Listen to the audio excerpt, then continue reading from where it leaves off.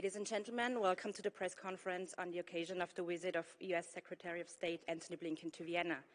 Following the remarks of the two ministers, there will be time for some questions, and I would like to ask Minister Schallenberg to give his remarks. The Secretary of State, dear Tony, ladies and gentlemen, a very warm welcome to you. It's a real treat and pleasure to have you here in Vienna. And I believe your presence is not only a visible sign of our strong partnership. Only a year ago, I had the pleasure to visit you in Washington, D.C.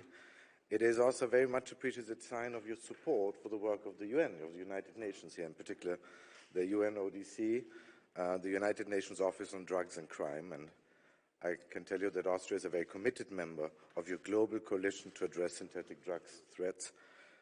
I believe the fight against this scourge of organized crime and drug trafficking needs our full attention and more than less international cooperation, and you can be assured that we will stand together with our partners in this fight. Together with the Chancellor Karl Nehammer, we had a very good exchange on a number of geopolitical hotspots which are on top of our agenda on both sides of the Atlantic, be it the Russian continued war of aggression against Ukraine, the dire situation in the Middle East, or the stabilization of the Western Balkans. And our convergence on these issues illustrates a strong and solid foundation on which the Austro-American strategic partnership is built. And our partnership, and if I may say so, our friendship, also personal friendship, is not only based on common interests. It is more based even on common values and our common commitment to the rule of law, to checks and balances, to democracy, and to fundamental freedoms. And yes, you probably have heard me already repeatedly say that I believe that Europe and the US have probably taken each other too much for granted over the last couple of years. But this has fundamentally changed, I believe. And in these trying times, we realize that we do not only share, but we also have to defend the values that unite us. And in face of Russia's aggression against Ukraine, including its hybrid actions and activities, it is more important than ever that we continue to stand together side by side. And I believe very strongly that how we act together now will significantly impact on the way we are seen for the decades to come. We all know there are other actors on this planet watching us.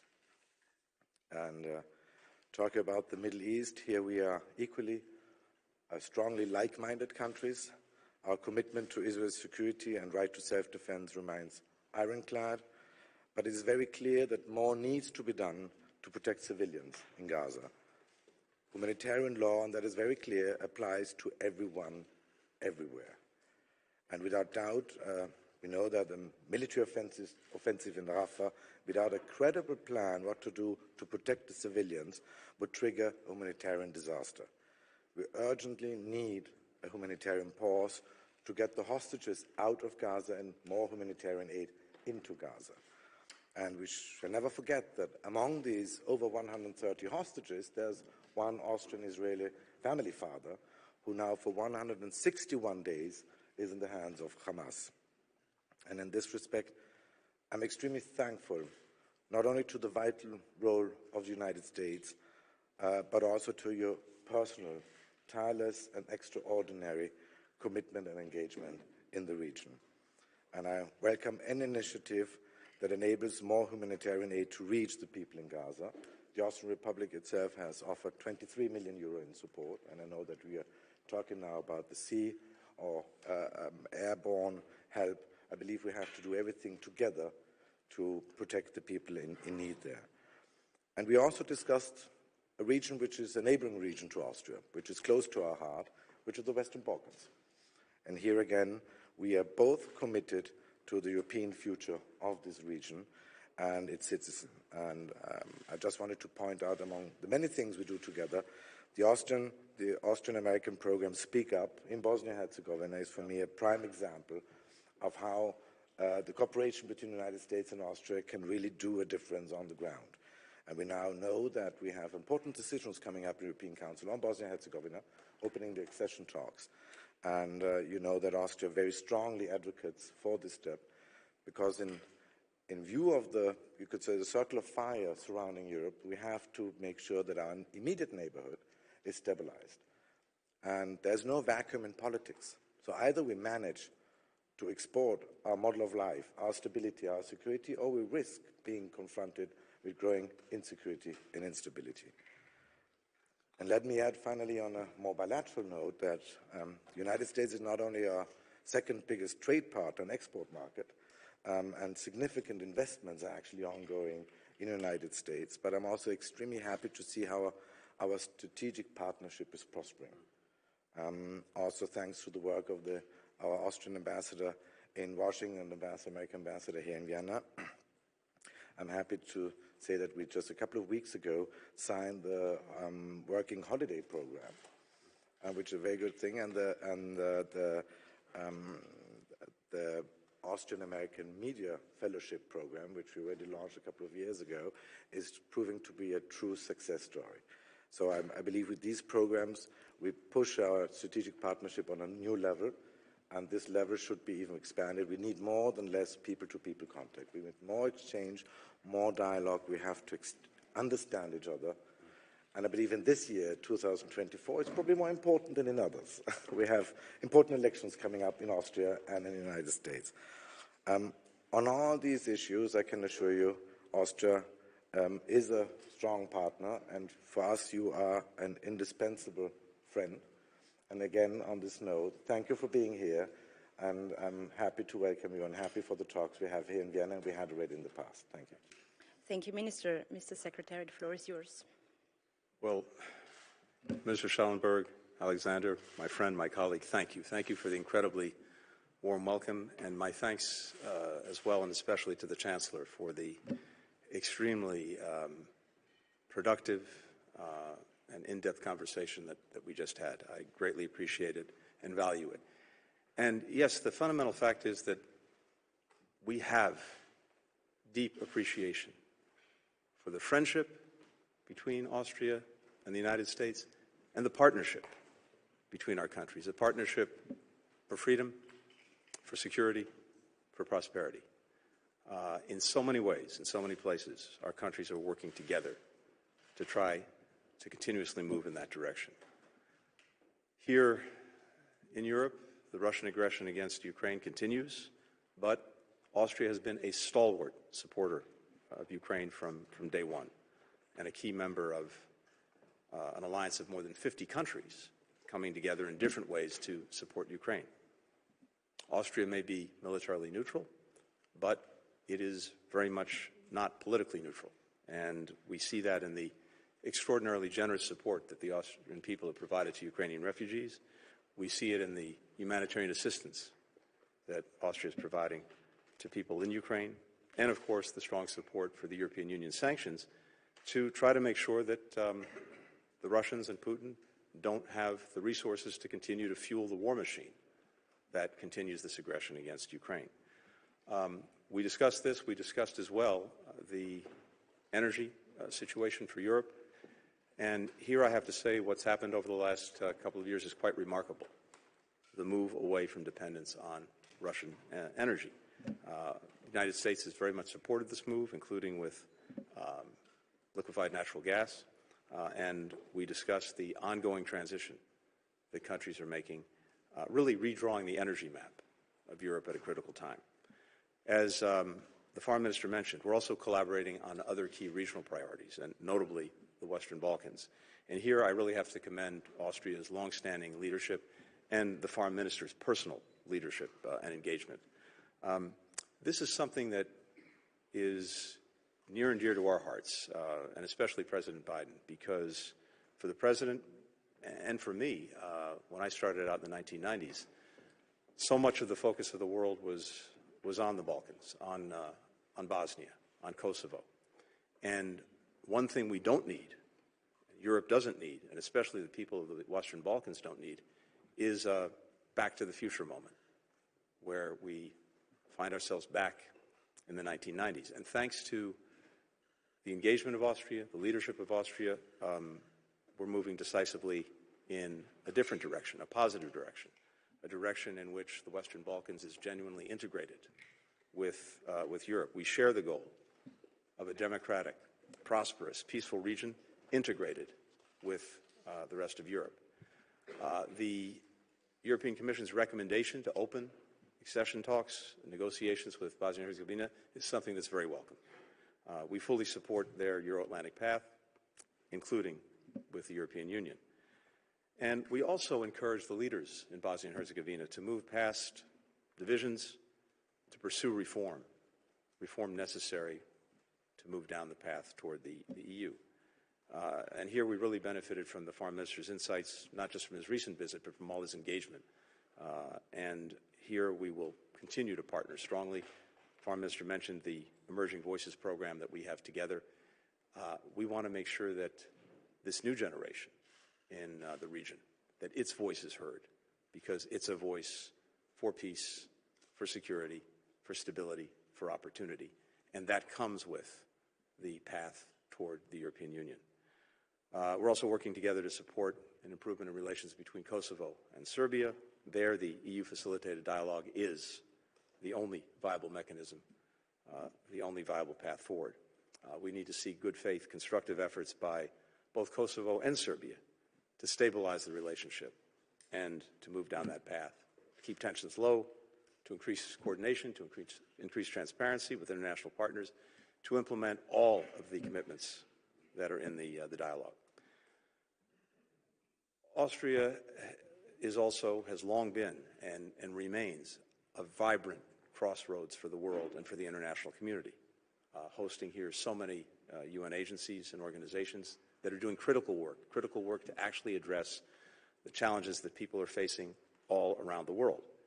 One of my priorities for this visit was to spend time with the UN Commission on Narcotic Drugs at their 67th session. It's the first time that someone in my position as Secretary of State has actually taken part in this very, very important meeting. And I think it's a testament to our commitment to and our conviction that partnerships are the best way to address shared challenges. Now, why are we here today for that? It's pretty simple. In the United States, there is virtually not a town, a city, or a state that has not been affected and in some cases devastated by synthetic opioids, and notably fentanyl. More than 40% of the American people know someone who died from an opioid overdose. The number one killer of Americans aged 18 to 45 is fentanyl. So this has to be, and this is, a priority for President Biden, for our administration, for our country. We've also seen that while we may have been the canary in the coal mine on one synthetic opioid, fentanyl, while we were first, unfortunately, we're not last. And we see that as markets get saturated in the United States and even in our own hemisphere, the cartels, the criminal organizations are trying to make markets elsewhere. That's one of the reasons, along with the fact that other drugs, methamphetamines, ketamine, Captagon, in different parts of the world are having devastating impacts. And so you're seeing countries increasingly come together because we know, because of the international nature of this challenge, that we have to work together if we're going to be effective. Last July, the United States put together a global coalition to address synthetic drugs. We had about 80 countries at our first meeting. We're now up to over 151 countries and 14 international organizations. And that, again, is evidence of the fact that so many countries are now seeing that this is a problem that already is or could soon be coming to them. And together, we are sharing best practices. We are developing initiatives, new policies, new programs, new approaches to be more effective in dealing with the challenge of synthetic drugs. This global coalition has developed through its working groups, 1,500 participants from all of these countries in these working groups, 120 new specific initiatives for how to effectively address the problem. And we very much appreciate Austria's very active participation in all three of the major working groups that we established. Today we announced the United States government is taking some additional steps. We're advocating for the addition of 2 chemical precursors to the international control list. These are the ingredients that go into making synthetic drugs, and making sure that those key ingredients are controlled is one of the most effective ways to make sure that they're not illicitly transferred and turned into something like fentanyl. We'll sponsor a resolution on overdose prevention and response, on harm reduction, and we just pledged an additional $170 million for international efforts to address synthetic drugs through the UNODC, on top of the $100 million that we announced back in September. Finally, I had a chance as well to spend time at the IEA and met with Director General Grossi. We discussed the dangers to global security from Russia's aggression against Ukraine, and in particular, the threat that has posed to the Zaporizhzhia nuclear power facility. The IEA's efforts to prevent a nuclear catastrophe are in service of quite literally everyone on this planet. We also expressed support for the IEA safeguards and verification mandate, something that is critical in a variety of places around the world. And in particular, we discussed how we can best support the Director General's efforts to secure full Iranian cooperation with its obligations. Beyond the regional, beyond the global partnership, as the Foreign Minister said, we have an incredibly strong bilateral partnership between our countries. And especially in times of challenge, there's no greater source of confidence, no greater source of strength than the kind of friendship and partnership that we have with Austria. Thank you. Thank you, Ministers. The first question, Mr. Schütz-Apper. I wanted to ask a question to both of you. It's about Middle East, because there are some brand new issues. That the Israel government today has approved the military offensive on Rafah. What do you think about that? Is there a risk of a humanitarian disaster?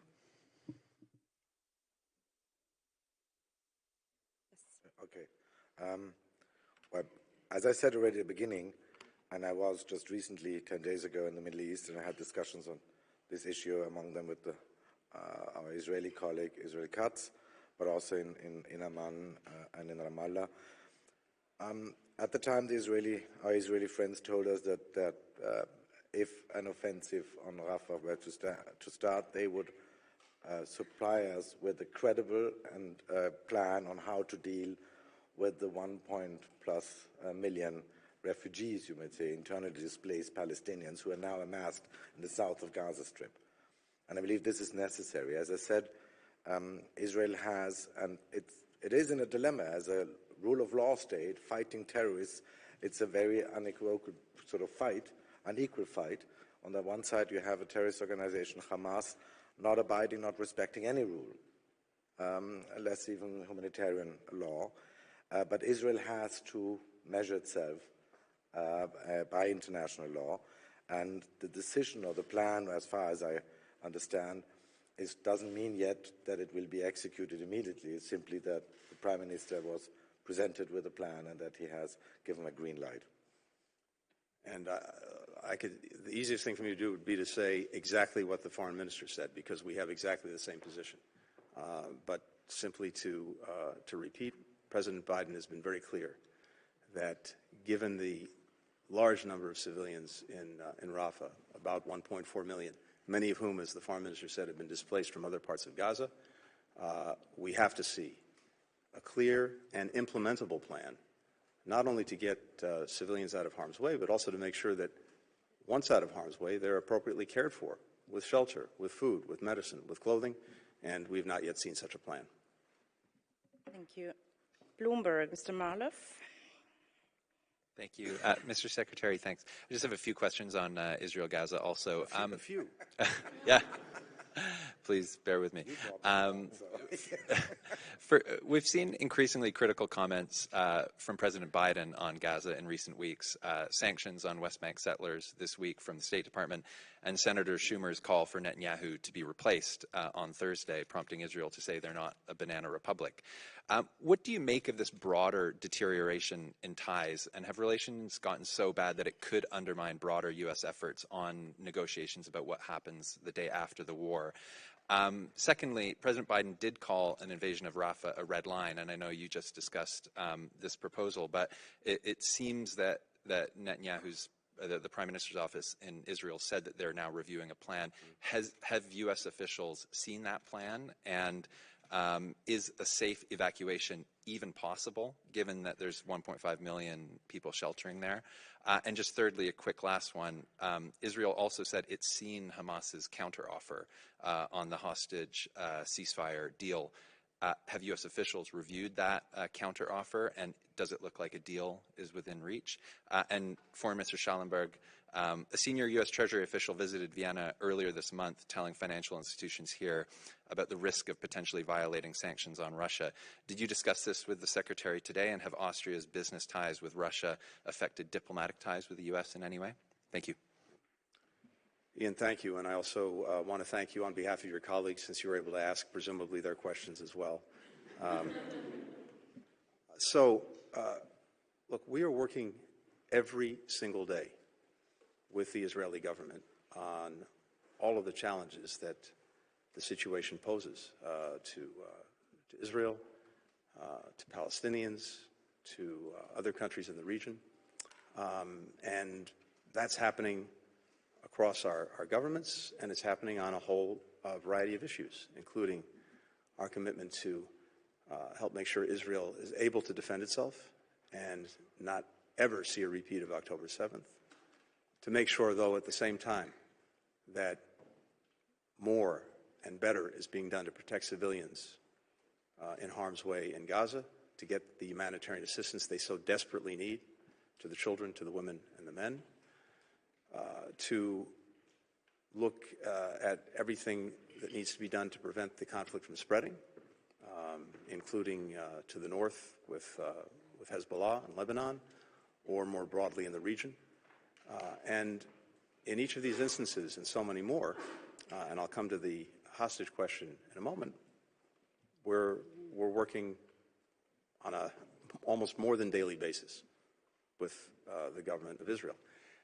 As past administrations have worked with Israeli governments, whatever party or persuasion they were, whatever party or persuasion our own government was. That's the nature of the relationship. Also the nature of the relationship, and this is particularly true of President Biden, who has such a long-standing history with Israel. As he said, and I'm sure you've heard him say, he's worked with every Israeli prime minister going back to Golda Meir. He speaks very directly, very candidly, very openly about our views, our perspectives, our thoughts with our partners. That's fundamental to the relationship. That's actually the strength of the relationship, to be able to speak clearly, candidly, and directly. On Rafah, as I've said, I won't repeat it, but you asked specifically, have we seen the plan that has been alluded to now in the press? And the answer is no, we've not yet seen it. On the hostages, yes, there has been a counter-proposal put forward by Hamas. I obviously can't get into the details of what that involves, but what I can tell you is we're working intensively with Israel, with Qatar, with Egypt, to bridge the remaining gaps and to try to reach an agreement. We have conversations that are happening now as we speak here, and I am convinced they'll go on into the coming days.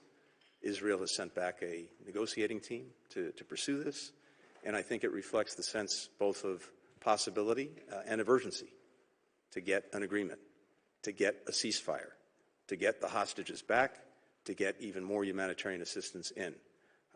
This is something that we're committed to, and we will work as long and as hard as it takes to get it done. May I add to this last point? Here we see again very much eye to eye with our American friends. If we talk about acts of violence of radical settlers, we talk about provocations on holy sites, settlements or calls for displacement, we are friends of Israel as well. But I believe it's up to friends to find open words, and our line is very clear and very much like yours. I've been already in the past calling for sanctions by the European Union on violent extremist settlers. I think their actions are extremely dangerous and an act of lack of solidarity in a country which is in a fundamental crisis and fight for the time being. And to ignite a fire in the West Bank while the fighting is gone in Gaza is irresponsible, and fully irresponsible. On your question on Russia, We discussed the whole area of relationship with Ukraine, Russia, and it's no secret that Austria is heavily engaged and was heavily engaged in Ukraine and in Russia. We're the sixth biggest investor in Ukraine. 200 companies are still there and have remained, although a war is raging there. And yes, Austrian companies were also present in Russia and are partly still present, as about 95% of all Western companies. There are American companies, a lot of them that are in Russia too. From my perspective, and as a foreign minister of Austria, it's very clear, and there's no doubt and cannot be any doubt about it, sanctions have to be respected fully. All sanctions in place, there cannot be any exceptions. And we talk in a very transparent and open manner on these issues with our partners within the European Union and also with our American friends. Thank you. ORF. Alexander Kofler, Austrian Broadcasting Corporation. Question for Mr. Secretary. What do you think, because you spoke about the energy markets in Europe, what do you think about the still strong dependency of Austria on Russian fossil fuels, gas, and so on? Is there a way for the US to support Austria to become more independent from Russia? Thank you. Thank you very much. I think the reason that we're all, and by all I mean the United States, Europe, and others are so focused on this issue is because Putin uses energy as a weapon. He's very effectively weaponized it over the years, and the dependence that built up over many decades in Europe on Russian energy, well, we see the consequence and the price of that. That's why what's happened over the last couple of years in Europe, more broadly, moving away in ways that I don't think people could have imagined just a few years ago from that dependence, is so important because it takes away the strategic weapon that Putin has made of energy. Now, different countries have different energy relationships with Russia, again, that have built up over many, many decades. So it's not always easy to change these things in one moment. It's a process, and it's a transition. But I think we see some very important steps that Austria has taken and is taking. And to that end, for the United States, as we've done with many partners in Europe, we want to be able to help. And we have with LNG, liquefied natural gas. We'll continue to do that.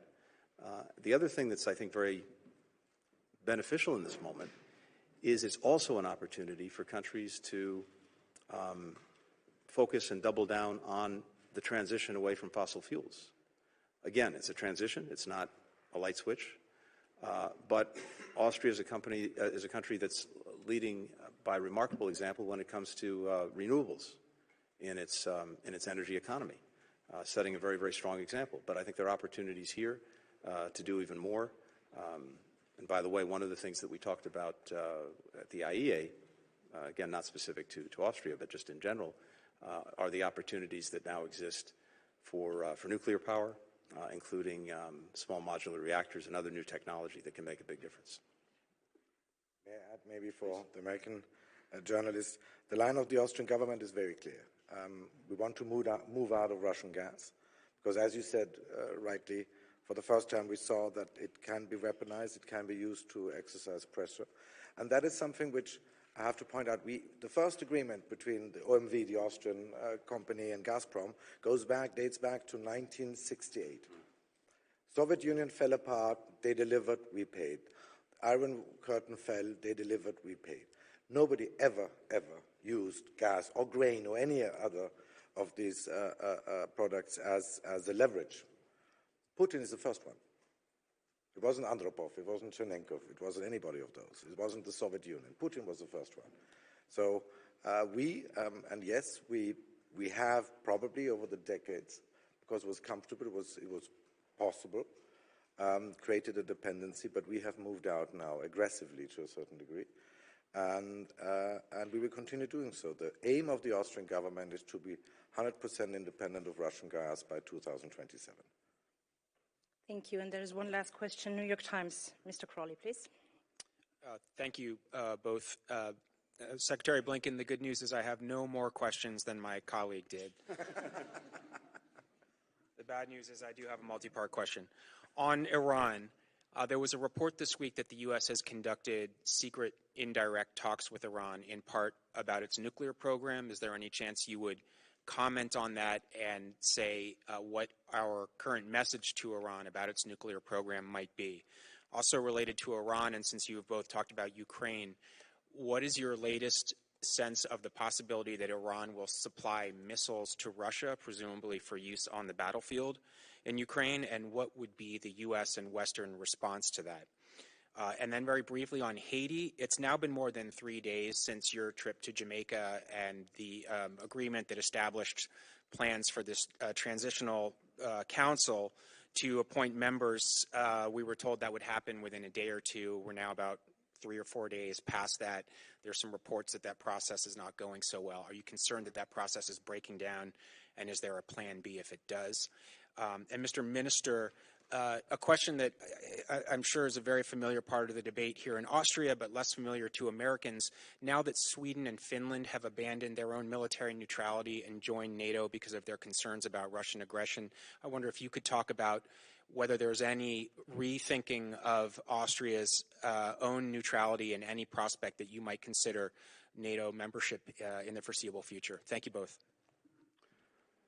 Michael, with regard to Iran, our message is clear, and it's public, and it's a message that's shared by many other countries, notably by France, by the UK, by Germany, by the European Union, which is to stop taking steps to increase its nuclear capacity by spinning more centrifuges and by enriching more uranium, and to move in the other direction. And we've been very clear about that.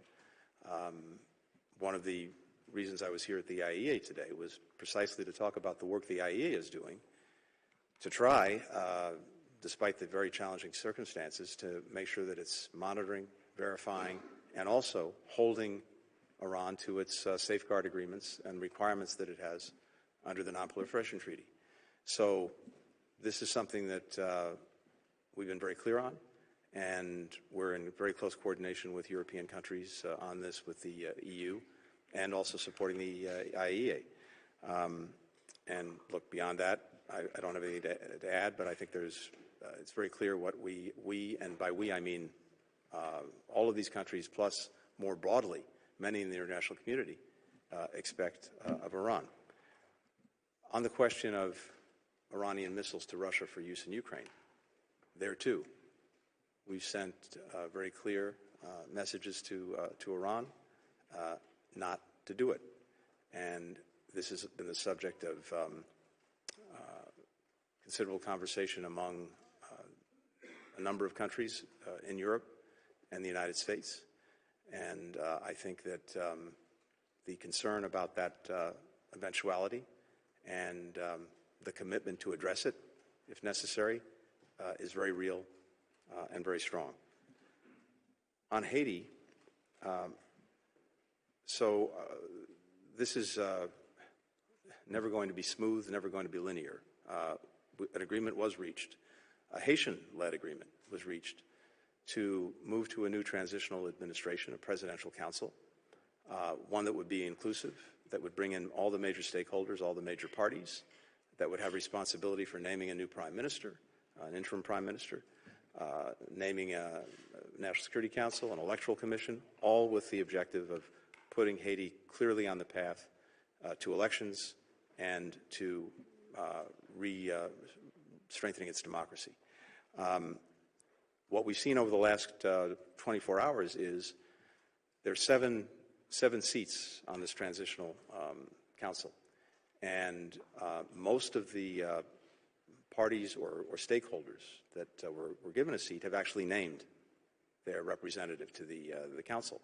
There are a couple that still haven't, so that's a work in progress, but we've seen that move forward. Relatedly, but separately, is the whole question of security in Haiti, because moving forward on a political transition and getting to elections, being able to provide humanitarian assistance, to get it to people who need it, as well as helping the economy develop. None of that happens if there is profound insecurity, which is what we've seen now with the gangs taking over parts of the capital city, Port-au-Prince, challenging the airport, challenging the ports, etc. So as you know, we've been working for many months now on having a multinational security support force led by Kenya with the participation of other African countries, Caribbean countries, go in and support the Haitian National Police, help them regain control of Haiti. And that, too, is moving forward. We've made additional commitments to that force in terms of our financial contributions, our in-kind contributions. Other countries have stood up in recent weeks, including Canada, with substantial contributions to that force. Once the new council is fully stood up, and again, I would anticipate that happens in the coming days, that process with the force will be able to move forward. And then we have a trajectory that has at least the chance of putting Haiti in a more stable place. But having said all of that, every single day there are challenges to that process. There are political challenges, there are security challenges, and we're working to address them. But the Haitian people are leading in this process. This is their process, but they have strong support from countries throughout the region in the Caribbean and well beyond. And we'll continue to try to marshal that support and help them move forward. It's look, it's challenging, but it is moving, and we're committed to doing everything we can to support it. On your question on neutrality, thank you, by the way, because it gives me the opportunity to maybe clarify one or the other point. You're right to point out that Sweden and Finland have took the decision to join NATO. I believe we have to be aware that the geographical position, the history of neutrality in these countries, which were actually non-aligned, less neutral, is very different.